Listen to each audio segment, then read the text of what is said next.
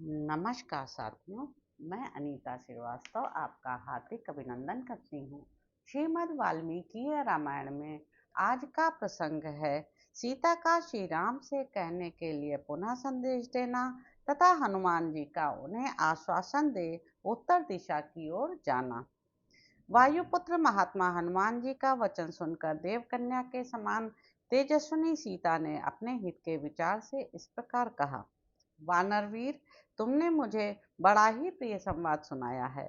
तुम्हें देखकर हर्ष के मारे मेरे शरीर में रोमांच हो आया है। ठीक उसी तरह जैसे वर्षा का पानी पड़ने से आधी जमी हुई खेती वाली भूमि हरी भरी हो जाती है। मुझ पर ऐसी दया करो जिससे मैं शोक के कारण दुर्बल हुए अपने अंगों द्वारा नर से श्री राम का प्रेम पूर्वक स्पर्श कर सकूं। वानर से श्री राम ने क्रोधवश जो कौवे की एक आंख को फोड़ने वाली सींग का बाण चलाया था, उस प्रसंग की तुम पहचान के रूप में उन्हें याद दिलाना। मेरी ओर से यह भी कहना कि प्राणनाथ, पहले की उस बात को भी याद कीजिए जबकि मेरे कपोल में लगे हुए तिलक के मिट जाने पर आपने अपने हाथ से मैंसिल का तिलक लगाया था। महेंद्र और वरुण के समान पराक्रमी प्रियतम, आप बलवान होकर भी अपहृत होकर राक्षसों के घर में निवास करने वाली मुझ सीता का तिरस्कार कैसे सहन कर सकते हैं? निष्पाप प्राणेश्वर, इस दिव्य चूड़ामणि को मैंने बड़े यत्न से सुरक्षित रखा था और संकट के समय इसे देखकर मानो मुझे आपका ही दर्शन हो गया हो, इस तरह मैं हर्ष का अनुभव करती थी। समुद्र के जल से उत्पन्न हुआ यह कांतिमान मणिरत्न आज आपको लौटा रही हूँ। अब शोक से आतुर होने के कारण मैं अधिक समय तक जीवित नहीं रह सकूंगी।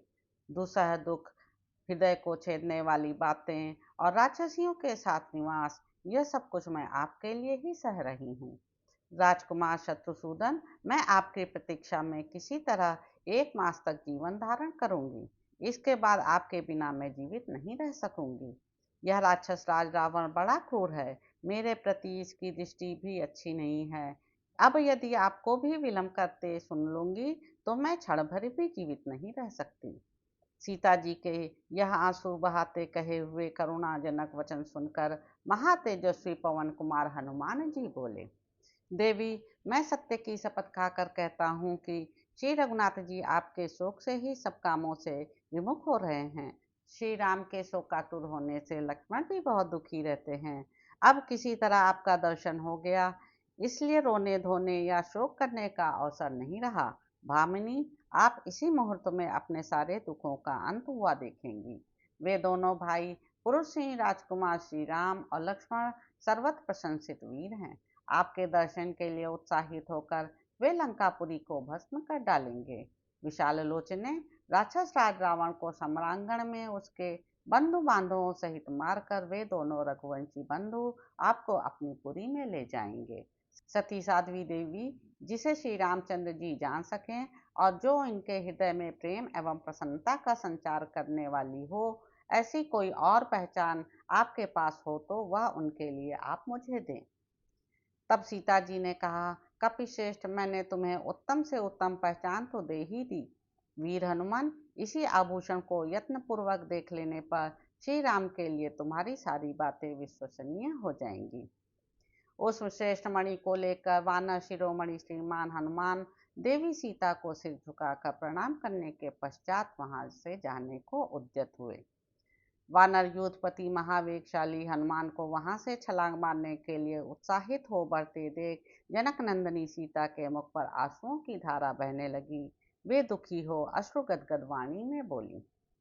हनुमान सिंह के समान पराक्रमी दोनों भाई श्री राम और लक्ष्मण से तथा मंत्रियों से सुग्रीव एवं अन्य सब वानरों से मेरा कुशल मंगल कहना। महाबाहु श्री रघुनाथ जी को तुम्हें इस प्रकार समझाना चाहिए जिससे वे दुख के इस महासागर से मेरा उद्धार करें।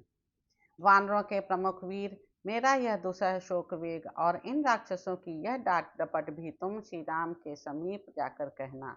जाओ, तुम्हारा मार्ग मंगलमय हो। राजकुमारी सीता के उक्त अभिप्राय को जानकर कपिवर हनुमान ने अपने को कृतार्थ समझा और प्रसन्नचित्त होकर थोड़े से शेष रहे कार्य का विचार करते हुए वहां से उत्तर दिशा की ओर प्रस्थान किया।